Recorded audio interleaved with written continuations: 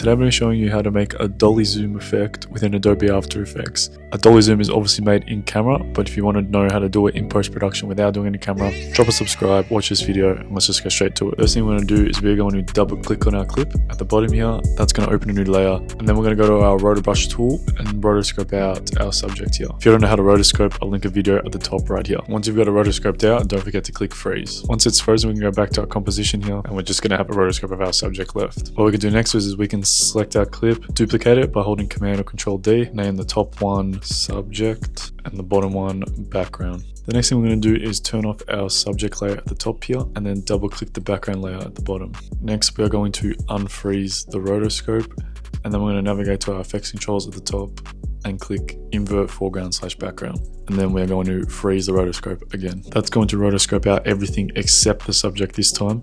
So when we go back to our composition, we can see that it's now an empty cutout that we have left. The next step we're going to do is we're going to put our cursor at the start of the clip, and we're going to navigate to our window and our content aware fill panel.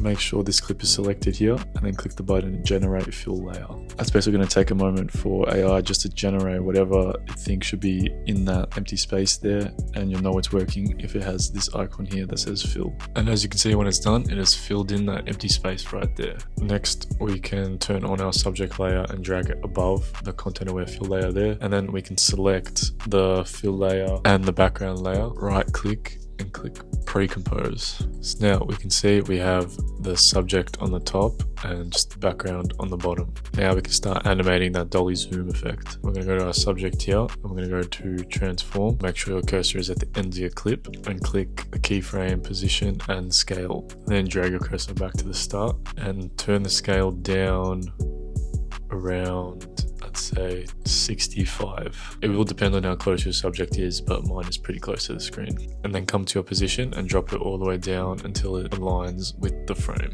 As you can see, his hand goes out of frame here at the start, so I'm just going to navigate where his full body is in the frame. I'm going to move the keyframes there and then just crop the clip at the top. Then I'm going to select all the keyframes, right click, and easy ease in. Then you can see when we play it back, we have him scaling in, but it looks like he's coming closer towards the camera.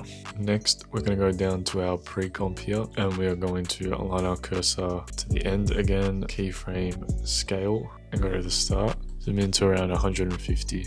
Select all your keyframes, right click, and easy ease in. And then when we play it back, we have a dolly zoom effect. What we can do is we can select one of our keyframes here, go to the graph editor and pull the keyframe to the left to make it go faster at the start and then slow at the end. And we're just going to do the same thing with the subject as well. To finish everything off, we're going to right click, new adjustment layer, move the adjustment layer so it's just above the background, and type in the effect radial fast blur. Drag that and put it on the adjustment layer.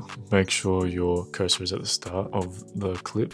Keyframe amount, so let's say maybe 75, and then go a few frames forward and drop that down to 0, and then drop down to the adjustment layer and the effect, right click, easy ease in. I feel like it was too quick, so I'm going to drag it a bit further down around here, let's say, and you're all done. If you actually wanted to make this effect super crazy, what we could do is we could select the top of our clip, put our cursor to the start, and then go to animation presets and my rotoscope pack, which is just a bunch of rotoscope effects that you can add with literally one click, and I'll show you how. So my favorite effect is the noisy TV. So if I add that on and I click play, you got that sick like noise type effect surrounding Lil Yachty right there. Obviously, because this is a whole scene, it's cutting off the top, so I'm just going to Control Z to get rid of that, and then go down on effect with no animation, so I can find that the RGB glow has no animation.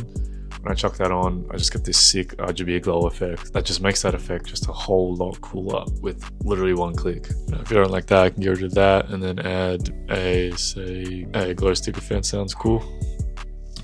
Play that back, that just looks even more sick. So yeah, it's completely up to you. If you guys want to cop this pack, link in the description right now and you'll get 50% off, so go check it out. And there you go, that's how you make a dolly zoom effect without it being in your camera. If you guys learned something or found this video useful, make sure to drop a like and subscribe and tune in for the next video. I'll see you there. Peace.